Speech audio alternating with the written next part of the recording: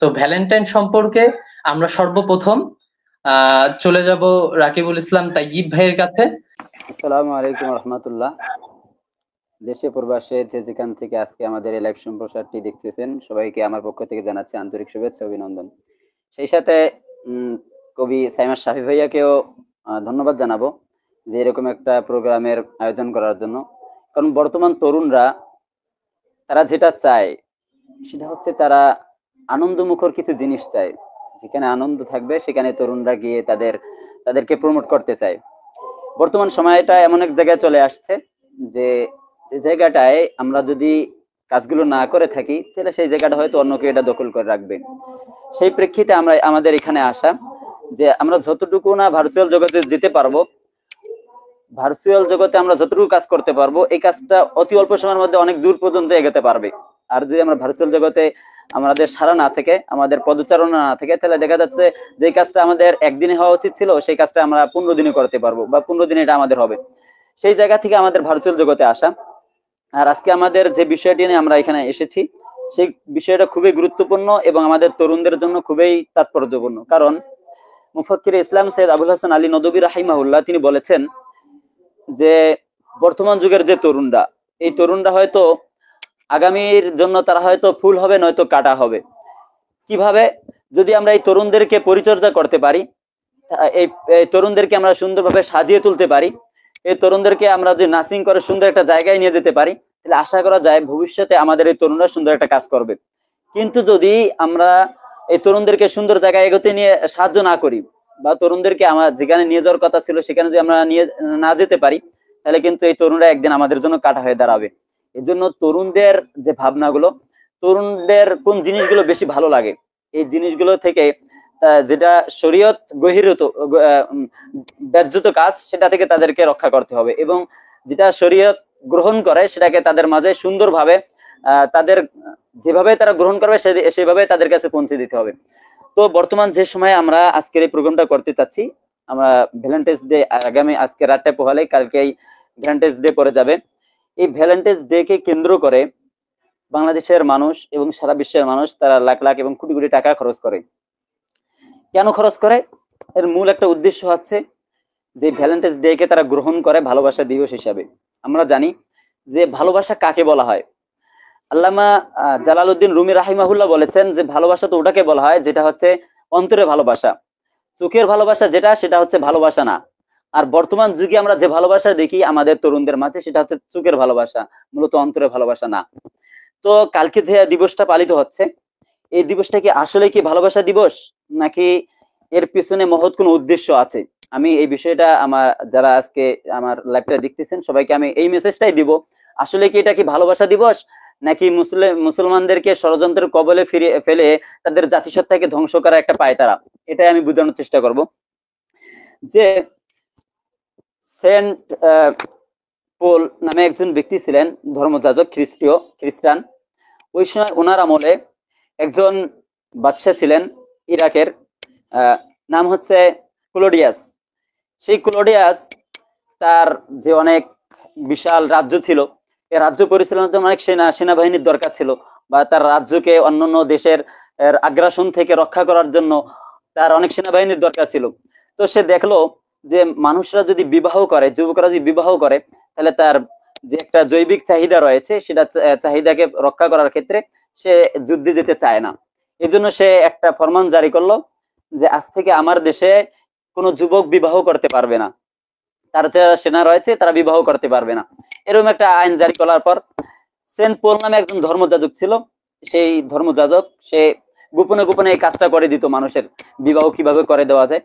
তো এক পর্যায়ে এই বিষয়টা বাদশাহ জেনে ফেললো। বাদশাহ জেনে ফেলার পর তাকে আটক করা হলো এবং সে জেলখানায় বন্দি করলো।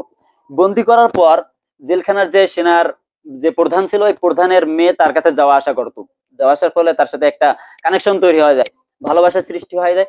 এক পর্যায়ে যখন বাদশাহ জানতে পারলো যে এরকম সে ভালোবাসা তৈরি করছে, তার কাছে চিঠি আদান প্রদান হয়। শেষ পর্যন্ত সেন্ট পলকে মৃত্যুদণ্ড দেওয়া হলো।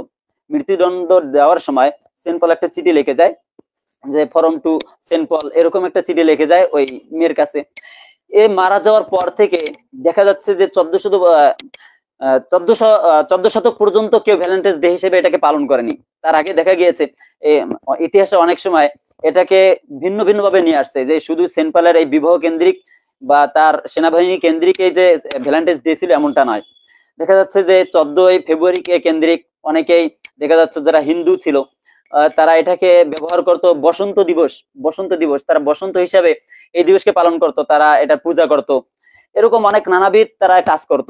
কিন্তু শেষ পর্যন্ত এসে 14 শতকের পরে দ্বিতীয় সেন্ট পল এসে ধর্মযাজক একজন ছিল, সে এসে এটাকে যেহেতু তিনি ইয়া হিসেবে ভ্যালেন্টাইন্স ডে হিসেবে মানুষের মাঝে প্রচার করলেন, কিন্তু তিনি মানুষের মাঝে যে ভ্যালেন্টাইন্স ডে হিসেবে প্রকাশ করলেন তার আগে থেকে তার একটা মহৎ উদ্দেশ্য ছিল। সেই উদ্দেশ্যটা হচ্ছে যে মানুষকে কিভাবে ঈমান বিধ্বংসী করা যায়, মানুষের কিভাবে জাতিসত্তাকে নষ্ট করা যায়, সেই হিসেবে তিনি এই কাজটা করেছেন। কিভাবে, যে এর আগে 14 ফেব্রুয়ারিকে মানুষ পালন করত, মানে খ্রিস্টান যারা ছিল বা যারা হিন্দু ছিল তারা এটাকে পালন করত, খ্রিস্টানরা পালন করত, তাদের এই দিন তারা পূজা করত, আর হিন্দুরা এই দিনকে পালন করত বসন্ত হিসেবে, বসন্তের পূজা করার জন্য। তা খ্রিস্টান পাদ্রী চেয়েছিল যে এমন একটা দিবস হিসেবে তারা মানুষের সামনে উপস্থাপন করবে যেটা অতি তাড়াতাড়ি মানুষ এটাকে গ্রহণ করবে এবং তাদের যে সংস্কৃতি রয়েছে সংস্কৃতিটাকে তারা গ্রহণ করে মানুষের যে একটা জৈবিক চাহিদা রয়েছে সেটাকে পূরণ করবে। এটা ছিল তাদের উদ্দেশ্য। আর মূল উদ্দেশ্য ছিল এখানে মুসলিমদেরকে তারা একটা ষড়যন্ত্রের কবলে ফেলিয়ে মুসলিমদেরকে একটা আস্তাবলের জায়গায় নিয়ে যাবে, এরকম একটা তাদের উদ্দেশ্য ছিল। যে যেখানে মুসলিমদের বেশিরভাগ মানুষ সবসময় সভ্য সংস্কৃতিকে লালন পালন করে, সেখানে মুসলিমদেরকে কিভাবে অপসংস্কৃতির বেড়াজারে আগ্রাসনের উপর চাপিয়ে দেওয়া যায় এই কাজটা তারা করেছে। সেটা হচ্ছে যে দ্বিতীয় সেন্ট পল যখন এটাকে তিনি ঘোষণা করলেন যে আজ থেকে যেহেতু প্রথম সেন্ট পলকে ভালোবাসার দিবস হিসেবে তাকে মৃত্যুদণ্ড দেওয়া হয়েছে, সেই হিসেবে তিনি এটাকে ঘোষণা করলেন আজ থেকে এটা ভ্যালেন্টাইন্স ডে হিসেবে ঘোষণা করা হলো। কিন্তু তার এর মূল যে উদ্দেশ্য ছিল সেটা হচ্ছে তিনি এটা চেয়েছিলেন যে মানুষ যেন এটাকে ভালোবাসা দিবস হিসেবে গ্রহণ করে। মূল উদ্দেশ্য ছিল মুসলিমদের মাঝে এমন একটা জিনিস ছড়িয়ে দেওয়া যেটা মুসলমানদের একদম শরীয়ত বহির্ভূত কাজ।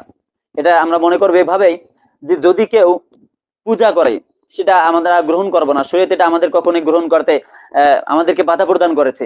কিন্তু সেন্ট পল এটাই আমাদেরকে দিয়েছেন যেন আমরা তাদের দিবসটাকে ভ্যালেন্টাইন্স ডে হিসেবে পালন করি, কিন্তু এর মূলে যে জায়গাটায় তারা যে কাজটা করেছে সেটা হচ্ছে যেন আমরা এই দিবসকে পালন করি তাদের দিবস হিসেবে, যেন আমাদের তরুণরা খুব সহজে এটাকে ভালোবাসা দিবস হিসেবে গ্রহণ করে নেয়।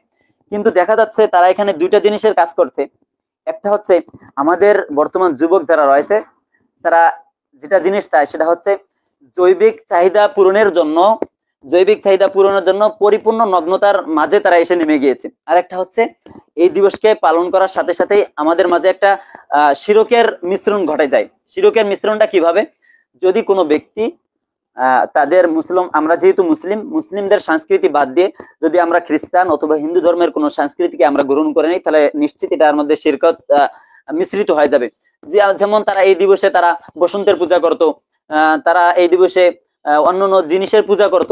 এখন যদি আমরা এই দিবসটাকে পালন করি, রাসূল সাল্লাল্লাহু আলাইহি ওয়াসাল্লাম বলেছেন মান তাশাব্বাহা বিকওমিন ফাহুয়া মিনহুম, যার সাথে তার সম্পর্ক তার সাথে তার কিয়ামত হবে।